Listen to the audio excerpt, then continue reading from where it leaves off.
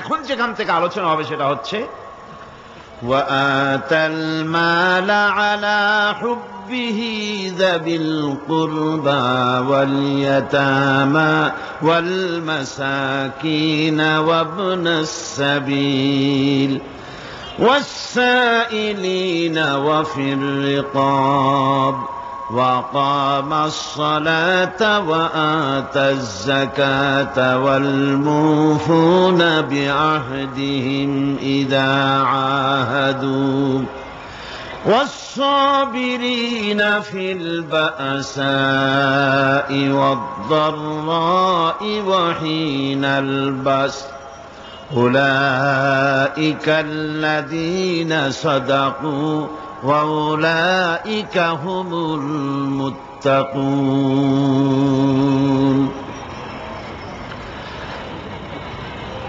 আল্লাহ পাকের প্রেমে উদ্বুদ্ধ হয়ে যারা নিজের প্রাণ প্রিয় সম্পদকে, ধনকে, সম্পদকে যারা এতিম, মিসকিন,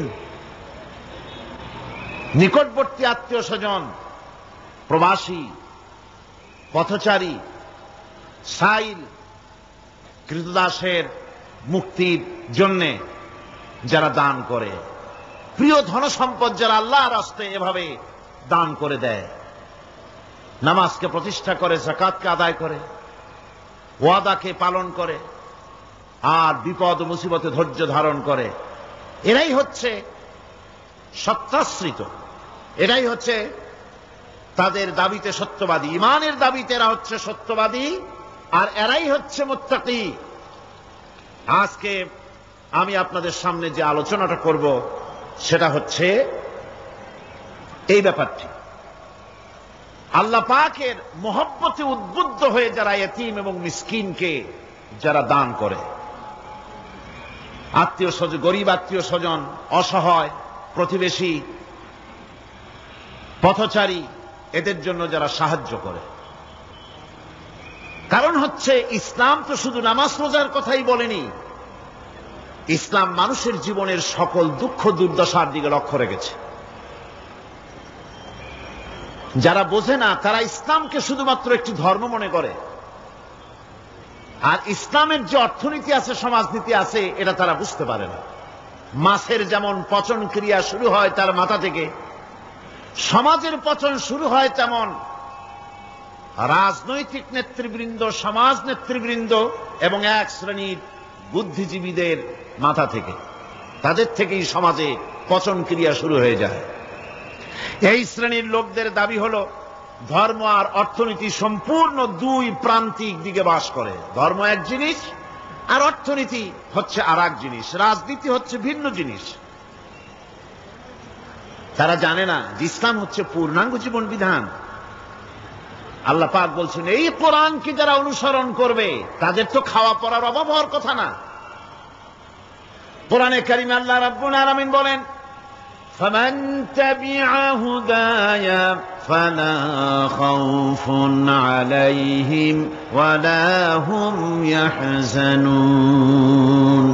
আল্লাহ পাক বলেন এই কোরআনের অনুসরণ যারা করবে, এই কোরআনের আইন যারা মেনে চলবে, কোরআনকে মেনে যারা চলবে, এর শাসন যারা মেনে চলবে, ফালা খাউফুন আলাইহিম, ওদের জন্য কোনো ভয় নাই, ওয়ালা হুম ইয়াহজানুন, ওদের জন্য কোনো চিন্তাও নাই। কিসের ভয় নাই? যেই সমাজে কোরআনের আইন চালু হয়ে যাবে, ওই সমাজের ভিতরে চুরির ভয়, ডাকাতির ভয়, জেনার ভয়, হত্যার ভয়, ধর্ষণের ভয়, লাঞ্ছনার ভয়, গঞ্জনার ভয়, কোনো ভয় থাকবে না। ওয়ালা হুম ইয়াহজানুন, ওই সমাজের মানুষের মনে কোনো চিন্তাও থাকবে না। কিসের চিন্তা থাকবে না? যেই সমাজে কোরআন চালু হয়ে যাবে, কোরআনের আইন দিয়ে সমাজ পরিচালিত হবে, ওই সমাজের মানুষের খাওয়া পড়া, শিক্ষা, চিকিৎসা, বাসস্থানের কোনো চিন্তা থাকবে না। ইসলামী সমাজ তার গ্যারান্টি দেবে। জোরে বলেন সুবহানাল্লাহ, জোরে বলেন আলহামদুলিল্লাহ। এটা আল্লাহ পাকের ওয়াদা। কার ওয়াদা? জোরে কম তো আল্লাহ পাক। ফামান তাবিআ হুদায়া ফালা খাউফুন আলাইহিম ওয়ালা হুম ইয়াহজানুন, আল্লাহ পাকের ওয়াদা। কিন্তু দুর্ভাগ্য আমাদের, আল্লাহর ওয়াদা বিশ্বাস হয় না। ওই যে প্রথম দিন বলেছিলাম যে ওয়াদার মৌসুম এসে গেছে, ওয়াদার এক বিরাট মৌসুম এসে গেছে। এখন থেকে যত জনসভা হবে শুনতে পারবেন শুধু ওয়াদা আর ওয়াদা। এই সব ওয়াদাগুলি মানুষেরা বিশ্বাস করে, কিন্তু আল্লাহ পাকের ওয়াদা মুসলমান হওয়া সত্ত্বেও মগজে ঢোকে না, মনের মধ্যে বিশ্বাস স্থাপন করতে পারে না। আল্লাহ পাক বলছেন কোরআনকে মানো, কোরআনকে মেনে চলো, তাহলে সমাজ সুন্দর হবে, ভয় থাকবে না, চিন্তা থাকবে না। এই পৃথিবীতে প্রথম দিন থেকেই পৃথিবীতে দুইটা শ্রেণী চলে এসেছে। এই পৃথিবীতে একটা হচ্ছে ধনী আর একটা হচ্ছে দরিদ্র। ধনী আর গরিব আবহমান কাল থেকে এই দুই শ্রেণী চলে আসছে। আদিকাল থেকেই মানুষ এই দুই শ্রেণীর ভিতরে সমতা সৃষ্টির জন্য প্রচেষ্টা চালিয়েছে। দার্শনিকরা চালিয়েছে, বিজ্ঞানীরা চালিয়েছে, এবং এক একজন এক এক ধরনের মতবাদ দিয়ে এই দুই প্রান্তিক অবস্থা থেকে একই সমান্তরালে আনার জন্য চেষ্টা আর কম করেনি। পুঁজিবাদের হাত থেকে রক্ষা পাওয়ার জন্য সমাজতন্ত্র তৈরি হলো, কমিউনিজম তৈরি হলো। অবস্থা তারা দেখতে পেল সর্বনাশ। আগে তো ছিলাম চোরের বাড়ির সামনে, সব চুরি হয়ে যেত, এখন তো ডাকাতের ঘাটে সেই নৌকা লাগালাম, এখন তো জানও যাবে। সেজন্য সমাজতন্ত্র পৃথিবীকে কিচ্ছু দিতে না পেরে নিজের দেশেই আত্মহত্যা করল। এরপরে আবার বাঁচার জন্য মুক্তবাজার অর্থনীতির নামে সমাজতন্ত্রীরা আবার সেই পুঁজিবাদের দিকে অগ্রসর হওয়ার চেষ্টা চালাচ্ছে। পৃথিবী সাক্ষী, দুনিয়া সাক্ষী, মানুষের তৈরি করা মতবাদ দিয়া পৃথিবীতে কোথাও স্থায়ী কোনো শান্তি আসে নাই। এ কথাটা কি মিথ্যা না সত্য? এ কথা মিথ্যা না সত্য?